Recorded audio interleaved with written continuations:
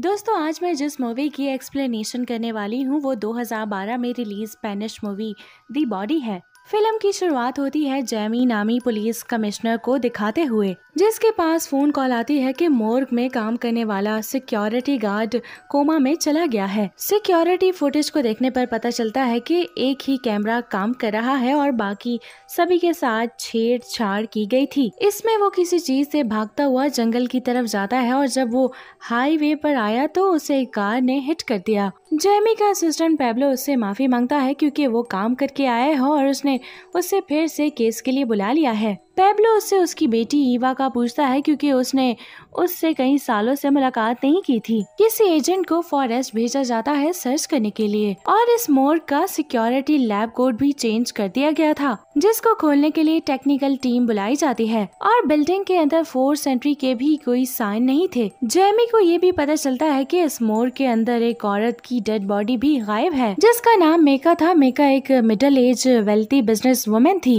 इसने अपने से छोटे उम्र वाले इंसान से शादी की थी जिसका नाम एलेक्स होता है। मेका को अपनी लॉस एंजलिस की ट्रिप से वापस आते ही हार्ट अटैक आ गया था। एलेक्स मेका की फार्मेसी कंपनी का डायरेक्टर भी था। एलेक्स और मेका की वेडिंग सीन दिखाया जाता है, जहां पर हम देख सकते हैं कि एलेक्स छोटा है और मेका उससे काफी बड़ी है। पहले वो शादी करने से मना करती है, फिर वो उसको हाँ कर देती है। मेका को लोगों को डराने में और उनसे मजाक करने में काफी अच्छा लगता था और स्पेशली एलेक्स से। एलेक्स इस चीज से काफी दुखी नजर आ रहा होता है और उसकी बहन एरिका उसको तसल्ली देते हुए नजर आती है, लेकिन हम तभी उसको कहीं पे जाते हुए देखते हैं। वो करला नामी लड़की से मिलता है जिसे वो काफी ज्यादा प्यार करता है। वो दोनों ड्रिंक्स शेयर करते हैं कि तभी उनके पास पुलिस की कॉल आती है कि उससे उनके पास आना होगा। एलेक्स वहाँ जाता है, यानी कि फॉरेंसिक सेंटर। यहाँ हमें पता चलता है कि मेका को इन दोनों ने ही मारा था क्योंकि वो दोनों एक दूसरे से प्यार करते थे और एलेक्स कार्ला के साथ रहना चाहता था। लेकिन मेका काफी पावरफुल बिजनेस वुमेन थी और वो एलेक्स को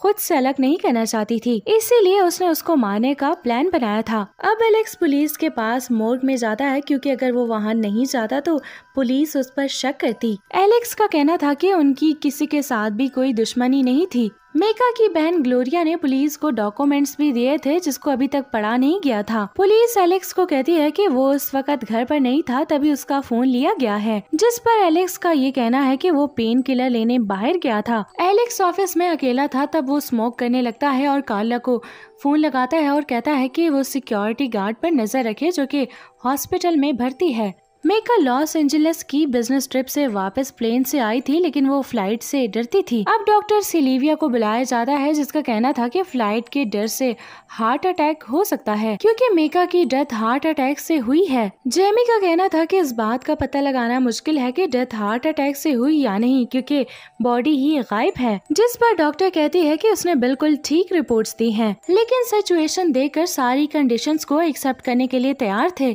डॉक्टर कहती है कि मेडिकल लाइन में हर मौत एक मर्डर ही होती है जब तक कि वो कुछ साबित ना हो जाए, और हार्ट अटैक स्ट्रेस की वजह से भी आ सकता है और कुछ ऐसे सब्सटेंसेस भी हैं जिससे हार्ट अटैक पैदा किया जा सकता है। ये टीम एलेक्स की तरफ देखती है और कहती है कि इस आदमी को देखकर बिल्कुल भी नहीं लगता कि इसकी बीवी मर गई है क्योंकि इसके चेहरे पे बिल्कुल दुख नजर नहीं आ रहा। अब सिल्विया और जैमी आपस में बात करते हैं। वो अपनी बीवी को लेकर दुखी नजर आ रहा था, जिस पर सिल्विया उसको हक करती है और यहाँ पर एलेक्स एम्पिटेंट होता नजर आता है। वो एक रूम की तरफ जाता है जहाँ उसको कुछ नॉइजेस आ रही होती हैं। एलेक्स को यहाँ मेका की बिलोंगिंग मिलती है और एक एविडेंस का बैग खुला हुआ मिलता है। दूसरे लॉकर में उसे TH16 नाम का एक लिक्विड मिलता है। वो कुछ सोचने लगता है और मूवी पास्ट में चली जाती है जहाँ एलेक्स एक वाइन का ग्लास तैयार कर रहा होता है जिसमें कुछ ड्रॉप्स TH के डाल देता है और मेंशन की स्टेयर्स चढ़कर वो वाइन मेका को देता है। मेका उसे डिनर का भी बोलती है मगर वो काम का बहाना बनाकर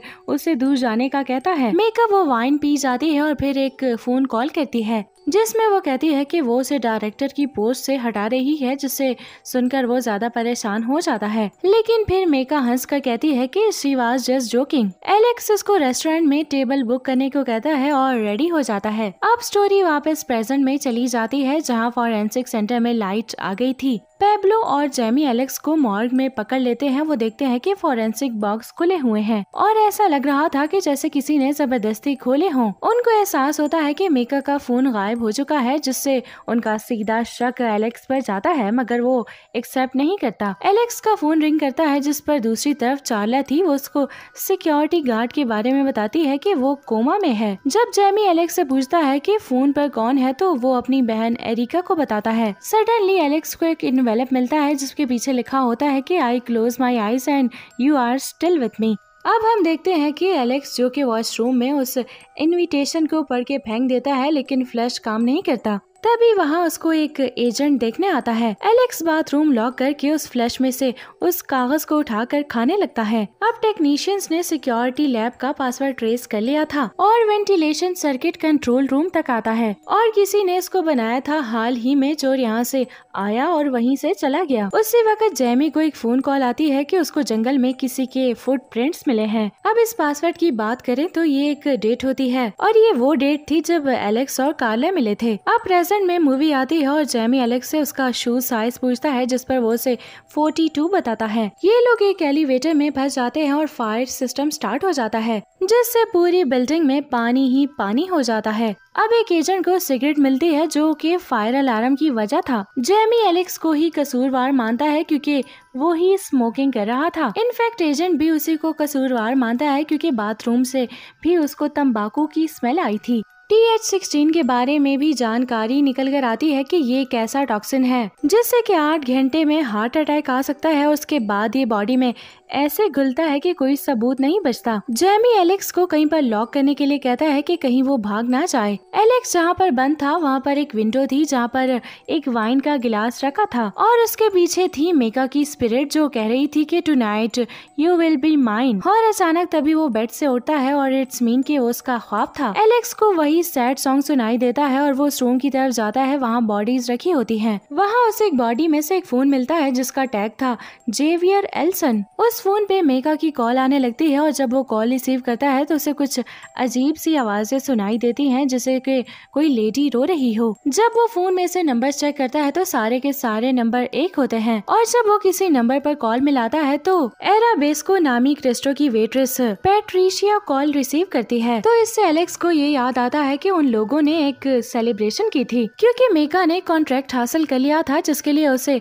लॉस एंजलिस जाना था। तो वो इसी रेस्टोरेंट गए थे जहाँ वो एक आदमी जेवियर एलेंसो से मिलती है। एलेक्स को वो लॉस एंजलिस जाने को भी बोलती है, लेकिन वो मना कर देता है। मूवी प्रेजेंट में आती है और एलेक्स कार्लो को फोन करता है और कहता है कि उसे जेवियर नाम की इंसान का पता लगाना होगा। एलेक्स को ग्लोरिया के भेजे हुए डॉक्यूमेंट्स दिखाए जाते हैं, जिसके एंड पेपर में प्राइवेट डिटेक्टिव जेवियर एलेंसो का नाम था। एलेक्स जेमी को सीधा उस रूम में ले जाता है जहां जेवियर था, लेकिन वहाँ कोई और ही आदमी होता है। एलेक्स उसको देखकर वॉमिट करने लगता है क्योंकि जेवियर के घर से कोई भी पेपर्स नहीं मिलते। उसी वक्त वो वॉशरूम से कार्ला को कॉल करता है कि क्या वो जेवियर के घर गई थी। तो वो कहती है कि हाँ वो वहाँ गई थी, मगर उसको वहाँ पर कुछ नहीं मिला। लेकिन जब वो घर आई तो उसको उनकी कुछ फोटोज और ऑडियोज मिली, जिससे पता लगता है कि मेका ने उस पर नजर रखी हुई थी और उसे पता था कि उसकी वाइन में TH16 मिला हुआ था। वो बताता है कि वो कार्ला से यूनिवर्सिटी में मिला था क्योंकि